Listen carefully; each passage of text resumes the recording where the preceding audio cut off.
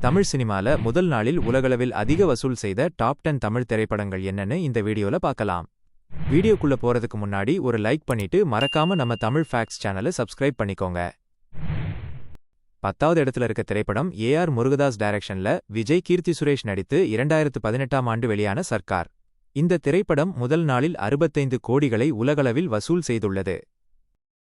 9வது இடத்துல இருக்கிற படம் டி.ஜே. ஞானவேல் டைரக்ஷன்ல சூப்பர் ஸ்டார் ரஜினிகாந்த் மஞ்சு வாரியர் நடித்து 2024ஆம் ஆண்டு வெளியான வேட்டையன். இந்த திரைப்படம் முதல் நாளில் 70 கோடிகள் வரை உலகளவில் வசூல் செய்துள்ளது.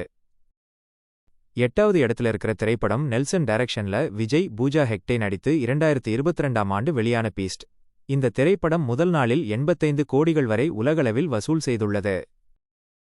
7வது இடத்துல இருக்கிற திரைப்படம் வினோத் டைரக்ஷன்ல விஜய் பூஜா ஹெக்டே மமிதா ஃபைஜி நடித்து 2026ஆம் ஆண்டு வெளியான ஜனநாயகன்.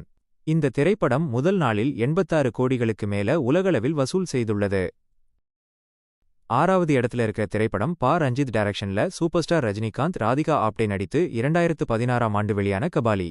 இந்த திரைப்படம் முதல் நாளில் 90 கோடிகள் வரை உலகளவில் வசூல் செய்துள்ளது. 5வது இடத்துல இருக்கிற திரைப்படம் நெல்சன் டைரக்ஷன்ல சூப்பர் ஸ்டார் ரஜினிகாந்த், மோகன்லால், சிவராஜ்குமார் எல்லாம் சேர்ந்து நடித்து 2023ஆம் ஆண்டு வெளியான ஜெயிலர். இந்த திரைப்படம் முதல் நாளில் 94 கோடிகள் வரை உலகளவில் வசூல் செய்துள்ளது.